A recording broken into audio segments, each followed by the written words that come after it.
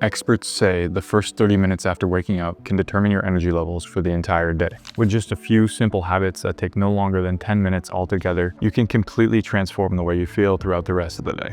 In this video, I'm gonna give you 5 morning habits that you can start right now to have almost limitless energy throughout the day and sleep better every night. But before we get started, if you're new here, I'm Ryan. I'm a software engineer based in Boston, and on this channel, we explore how to live more optimized, happier, and healthier lives. Let's get into the video. All right, let's start with habit number 1, light exposure in the morning.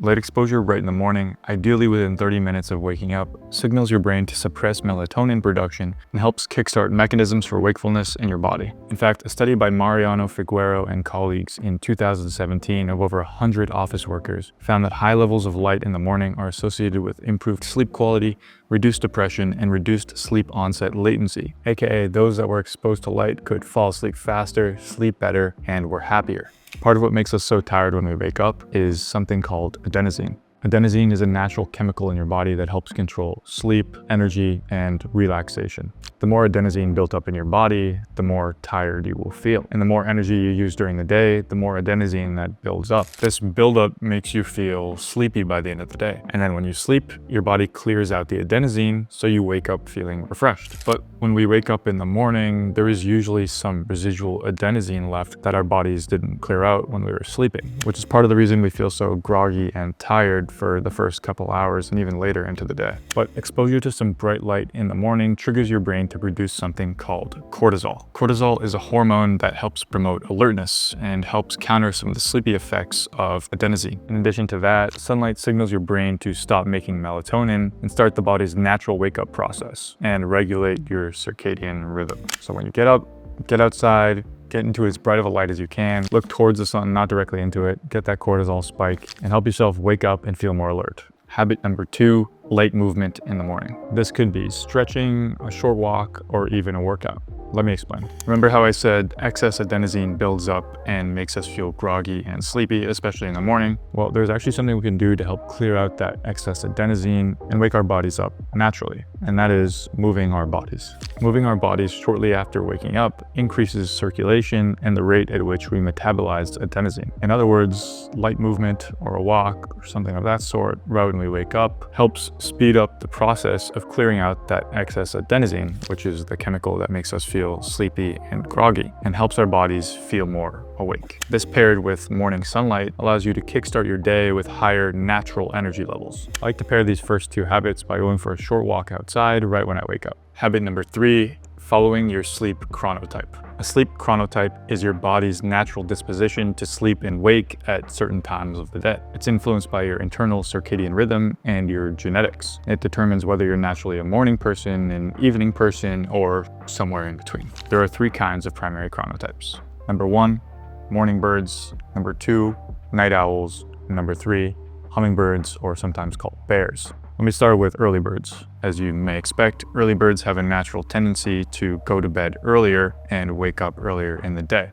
They have their peak energy levels early in the morning and naturally get tired later in the day. Night owls, as you might expect, feel tired and groggy early in the morning and get their peak energy levels later in the day. And hummingbirds or bears are somewhere in between. Maybe they have their peak energy levels in the afternoon and they get tired somewhat late in the evening, but not super late and not super early. And there's a couple ways that you can figure out your chronotype. You can either observe your natural energy levels and energy peaks throughout the day and see when you naturally wake up and get tired, or you can do some sort of sleep chronotype quiz online. There's several out there that exist. I'll leave a link in the description to a pretty reputable one. Matt Walker, who's a leading expert on sleep and the author of the best-selling book Why We Sleep, explained that aligning your sleep and your sleep chronotype can enhance the quality and the quantity of your sleep and potentially improve physical and mental performance. Not only that, the literature shows that by aligning your sleep with your sleep chronotype, you can potentially avoid health issues and improve your overall well-being. So it is important to understand whether you're a morning person, an evening person, or somewhere in between, and then try to align your sleep schedule to your natural predisposition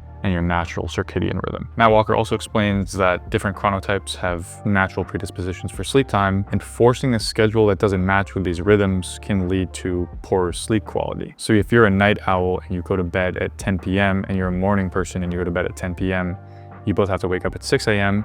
Even if you have the same time set aside for sleep, the morning person will get deeper sleep and higher quality sleep than the night owl because their genetics and their natural circadian rhythm don't align with that early sleep time. Habit number 4, eat meals earlier in the day and eat breakfast. This one might be pretty surprising. It was pretty surprising to me when I looked through the literature. I'm someone that did intermittent fasting for years and wouldn't eat my first meal till around noon. But the research may suggest I was doing it all wrong. A study by Simon Cooper and colleagues of 96 adolescent school children found that, quote, breakfast consumption enhances cognitive function and mood in adolescent school children compared to breakfast omission. Now, I'm by no means saying don't fast, but the literature may suggest that if you're going to intermittent fast, it may be more beneficial to skip dinner rather than breakfast, although this may be more challenging because of social norms. Another study by Nicola Chung and colleagues of 793 young adults in 2020 found that eating within 3 hours of going to bed is positively associated with nocturnal awakenings and disrupted sleep in young adults. This research suggests that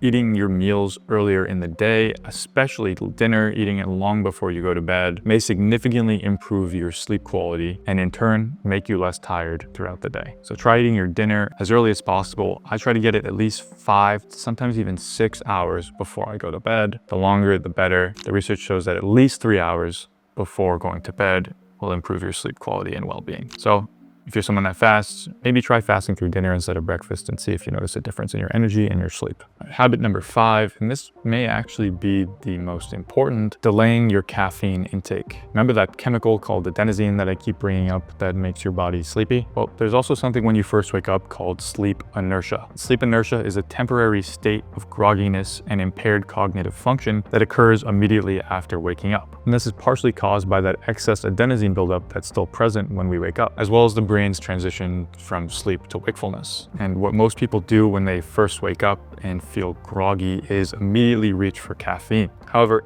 caffeine doesn't actually flush adenosine out of your body. What it does is suppresses the effects of adenosine, but adenosine is still building up in the background. It doesn't prevent other adenosine from being built up, and it doesn't suppress the new adenosine being produced. So after a couple hours, you'll get a crash.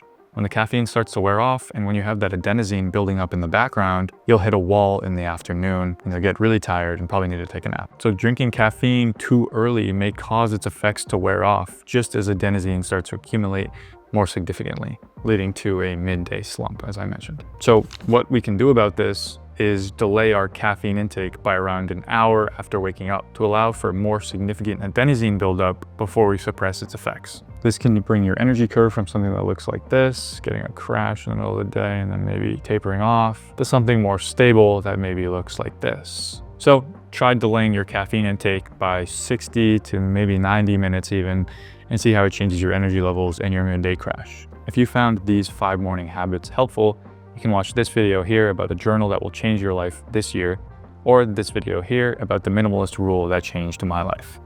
Thanks for watching. We'll see you in the next one.